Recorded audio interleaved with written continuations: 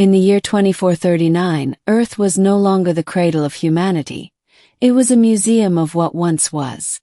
Humanity had long since stretched across the stars, their roots shallow in dozens of colonies, terraformed moons, and artificial habitats.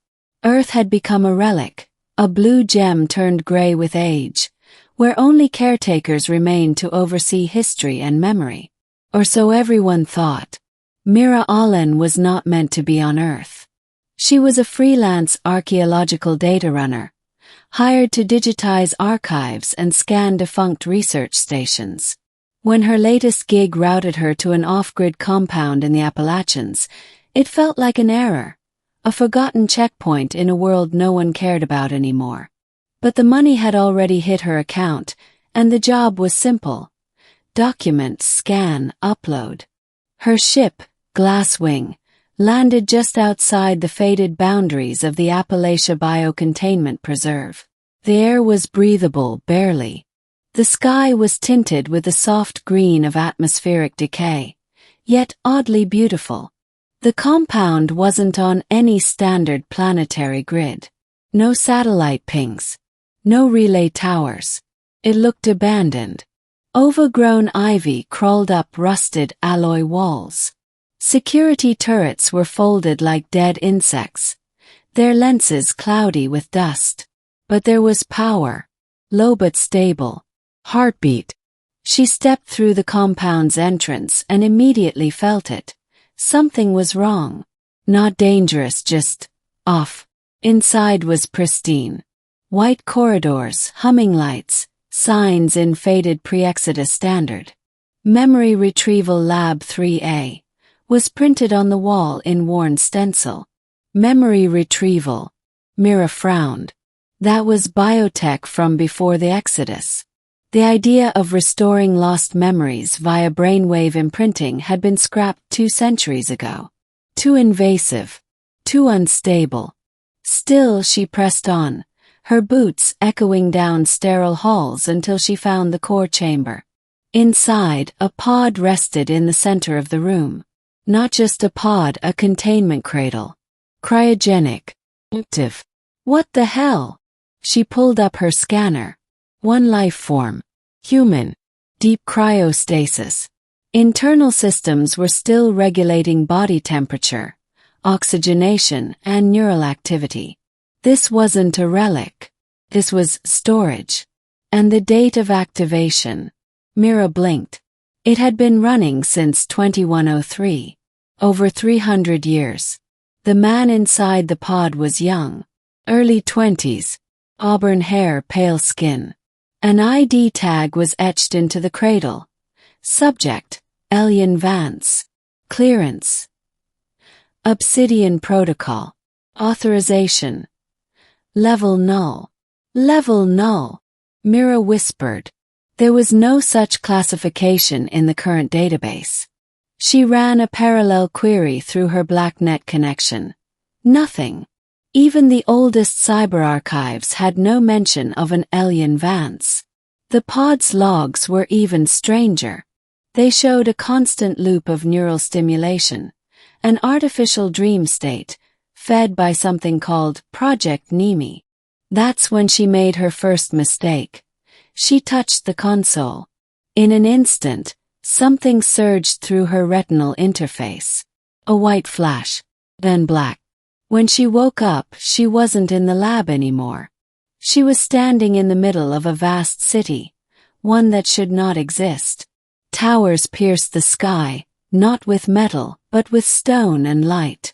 Airships hovered on silent engines. Streets were filled with people, but not humans. Tall, angular beings with silver skin and eyes like galaxies.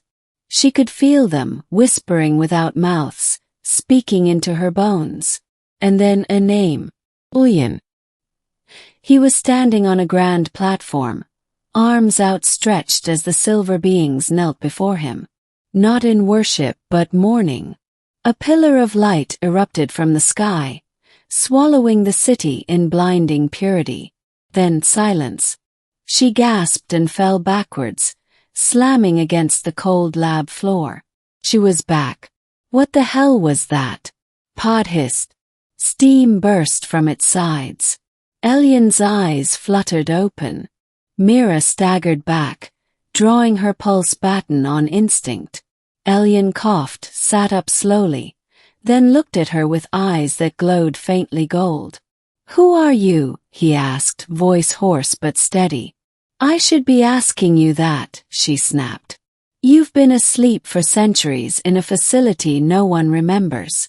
What is this place?" He stared past her, as if the lab didn't exist. "They left, didn't they? All of them?" "Yes," she said. "A long time ago." His shoulders sagged, but not from sadness. Relief.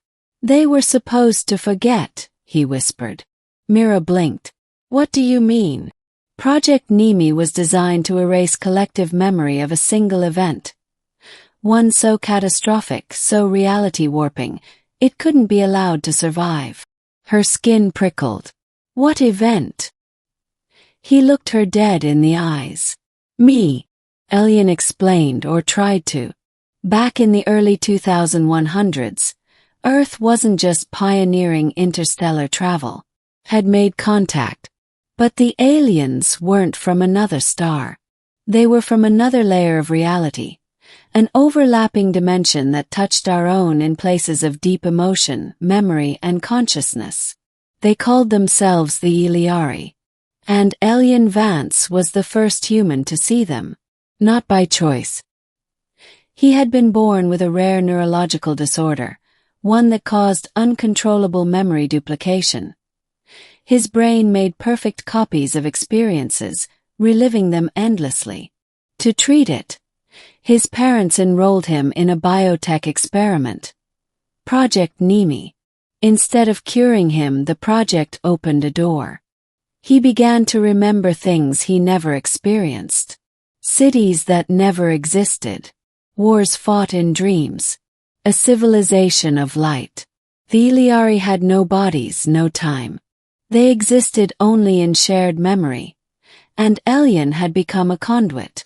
But as humanity pushed toward the stars, the Elyari saw something terrible. Our memories were becoming detached. Disconnected from the emotional truths that shaped them. In their eyes it was a virus. Cancer. And Elyon was both the bridge and the breach. So the decision was made. Erase it. All of it. The Elyari offered a solution. Wipe the event from Earth's collective memory. Everyone who had seen, heard, or known anything about the Elyari would forget. Technology would be purged. Records would vanish. Even Elyon would be sealed away. Kept alive only because death would fracture the memory seal. And it worked. No one remembered. Until Mira. "You weren't supposed to see," Elyon said quietly, standing near the lab window. Outside, the gray sky wept soft rain. This place was shielded. Hidden even from satellite relays. "I didn't mean to," Mira said, pulse baton still clutched in her hand. "I was hired to scan forgotten outposts. I didn't know this one even existed." Elyon turned. "Then why did you come here?" She hesitated. "Because I dreamt about it." His eyes sharpened. "Describe it." She told him about the Silver City, the kneeling beings, the pillar of light. As she spoke, his expression became unreadable. "That was their end," he said at last. "The Elyari sacrificed themselves to protect both worlds. That memory was the last one I held before going under. You shouldn't have seen it. But I did. And now you're awake. So, what now?" Elyon looked at her for a long time, then asked, "Do you remember the stars?" She frowned. "Of course. I mean before the Exodus. Before they became data points and flight vectors. Do you remember what it felt like to look up and wonder?" Mira didn't answer. That feeling is what they were. That wonder. That ache. The Elyari didn't live in cities. They were cities. Ideas. Feelings. They could only exist when someone remembered them with enough truth.